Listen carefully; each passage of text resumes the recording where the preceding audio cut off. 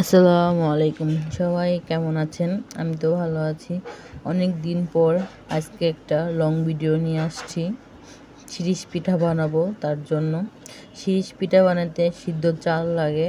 তো সিদ্ধ চাল আপনারা অনেকক্ষণ ভিজিয়ে রাখবেন। ভিজিয়ে রাখার পর অনেকে মিশিংয়ে ভাঙায়, আবার শিলপাটাও বাটে, কিন্তু আমি ব্লেন্ডার করেছি। এই যে ব্লেন্ডার করে সাদা রং, তারপরে জাম রং, হলুদ রং, কাঠালি কালারের রং, সব ধরনের রং মিশিয়েছি।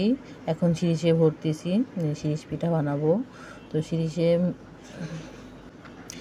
তো অনেকে অনেক রকমভাবে বানায়।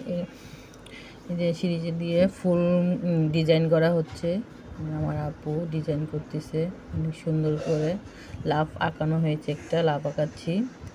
তো অনেকে অনেক ধরনের ভাবে ডিজাইন করতে পারে, কিন্তু আমি পারি না। আমি যতটুকু ডিজাইন করতে পারি ততটুকুই করার চেষ্টা করতেছি। তাই আমি যেরকম ডিজাইন পারি সেই রকম ডিজাইনেই বানাচ্ছি। তো জাম কালার দেওয়ার পর এখন সাদা কালার দিচ্ছি উপর দিয়ে, তো সুন্দর লাগবে জিনিসটা দেখতে। তার জন্য সাদা রং দেওয়া হচ্ছে, যে বানানো হয়েছে এটা। আরেকটা পিঠা হলুদ রং দিয়ে, আবার জাম কালার রং দিয়ে, উপরে হলুদ রং দিয়ে আরেকটা পিঠা বানানো হলো। যে আরেকটা বানাচ্ছি। অনেকেই অনেক ধরনের পিঠা বানায়, তো এই পিঠাটা আমার কাছে অনেক ভালো লাগে বানাইতে। শিরিষ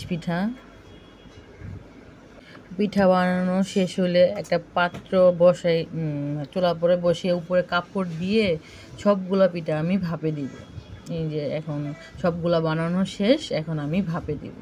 তার জন্য ওই যে পাত্র বসানো ছিল, ভাপ হচ্ছে। এখন সবগুলা পিঠা আমি ভাপে দিতেছি। 10-15 মিনিটের জন্য ঢাকনা দিয়ে ঢেকে রাখবো।